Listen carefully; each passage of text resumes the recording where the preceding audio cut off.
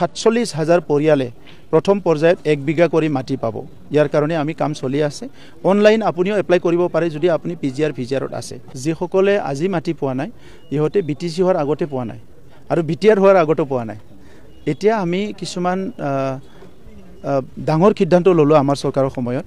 বৈশুমতি 1 ইয়াত আমি ভূমি মেলা পাতিলোঁ। প্ৰায় 3,23,000 পৰিয়ালৰ ভূমিৰ সমস্যা সমাধান কৰিলোঁ। এটা অভিযোগ সদায় থাকে মাটি কিনা বেচা কৰিব নোৱাৰে বুলি।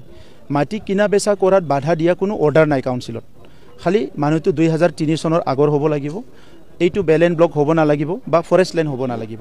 মাটি কিনা বেচাত কোনো তাত বাধা নাই। 1 2 নম্বৰ এই যে টজি মাটিত আছে, পিজিআৰত আছে, ভিজিআৰত আছে, এইটোৰ কাৰণে আমি বৈশুমতি 2.0 আনিলোঁ। এই যোৱা মাহৰ 15 তাৰিখত আমাৰ মহামহিম গভৰ্ণৰ অসমৰ বৰমাত আমি এই প্ৰগ্ৰামটো লঞ্চ কৰিলোঁ।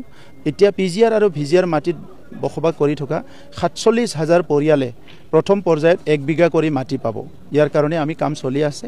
অনলাইন আপুনিও এপ্লাই কৰিব পাৰে যদি আপুনি পিজিআৰ ভিজিআৰত আছে। টজি মাটিত যিসকলে আছে এপ্লাই কৰিব পাৰে অনলাইন যোগেদি। আমাৰ ট্ৰেইনিং চলি আছে। অহা 15 তাৰিখত মণ্ডল কানানগুৰি ট্ৰেইনিং শেষ হ'ব। 15 তাৰিখৰ পিছত আপোনালোকে অনলাইন যোগেদি যোনে টজিত আছে, পিজিআৰ ভিজিআৰত আছে, কোনোবা মানে কি আছে ভূদান গ্ৰামদানৰ মাটিত আছে, সেইসকলে এপ্লাই কৰিব পাৰিব। তাত কোনো বাধা নাই। লগতে ওদালগুৰি আৰু কোকৰাঝাৰ মিলি পেলাই প্ৰায় 5,000 ক্ষুদ্ৰ চাহ খেতিয়ক আছে। তেখেতসকলে মাটি এপ্লাই কৰিব পাৰিব।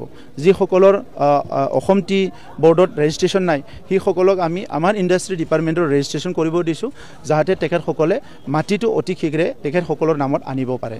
গতিকে আজিৰ সময়ত প্ৰত্যেকটো মাটিৰ সমস্যাটো 100% সমাধান কৰাৰ কাৰণে যিখিনি কাম কৰিব লাগে অলমষ্ট আমি ফিনিচিঙত আহিছোঁ।